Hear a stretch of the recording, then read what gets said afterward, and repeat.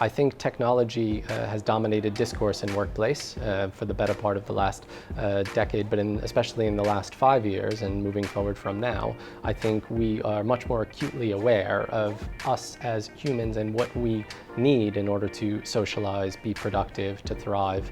I'm talking about wellness, I'm talking about, yes, productivity, which is very important in workplace. In this humanist age and era, when I'm talking about psychology research, even neuroscience, is telling us a lot more about how we behave and teaching us a lot more about some of our inbuilt, innate desires that we potentially didn't know were there. Intuitively we know, but most of our brain is thinking about other things. So how does this then influence workplace? Well, no one really has the answer to this at the moment, but I would argue that this transient nature, this co-working, this flexible working environment will have to be considered, but also how the office as a social hub and workplace and just center of activity and socialization will be something very important as well. And to go even one step further, how that workplace is designed, again, not just for this transient nature, but how to leverage and harness the best potential out of any individual within there.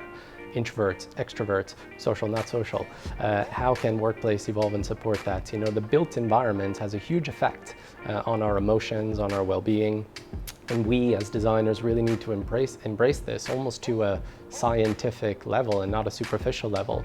We're not going to be learning about design on Pinterest for workplace. We're going to be learning about it in scientific journals and neuroscience papers. And I find that really, really interesting because, this design is not really superficial, what we're learning now, and it's not something very as subjective as we may think. There's a lot of objectivity around design, especially when it comes into health and well-being. And I think a transient workplace that becomes this kind of amazing environment that touches us in so many different ways, that to me is the future of workplace.